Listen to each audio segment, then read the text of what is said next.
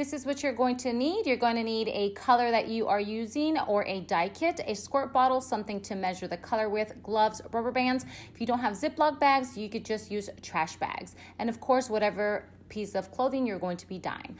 Next, you want to go ahead and put this in cold water, rinse it out, and then just, lay it out. This is a small shirt. Obviously, it's going to be super quick. I wanted this pattern, so I just scrunched it. There's different patterns, but this is the one that we went with.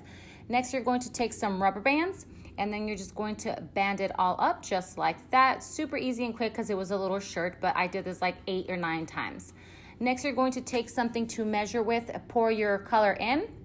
I went ahead and I used 3 teaspoons of the pink, and then I just pour it into the bottle, and then I use cold water to fill it, and then you're just going to shake it. Make sure that you use even portions so that you get the same color through, the whole set that you're doing. Next, you just start squirting the shirt, socks, whatever you're doing, just like this, super easy. I didn't put gloves on because obviously I've done this a couple times and I was just trying to do a quick video, but make sure you get into the little corners just like that so you get really cool patterns throughout the whole shirt. So just go ahead and squirt it like that. Next, as you guys can see, this is a freshly done one versus some that have been sitting there for a while. Those are bandanas and socks, making some for the boys and for the dogs. Next, I didn't have any more Ziploc baggies, so I'm just using a regular trash bag.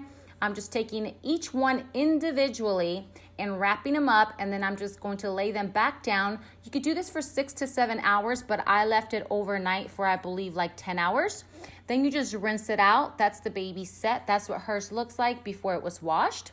Next, you go ahead and wash it. It says to machine wash each one, but obviously I wasn't gonna do that for 9, so I just took some laundry detergent and I just washed it.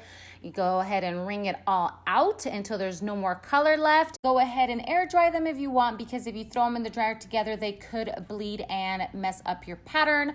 Make sure to tag me on Instagram if you guys did this. I would love to see your own creation. And I did get this inspiration by Nicole Guerriero. Thank you guys so much for watching. Don't forget to like and subscribe.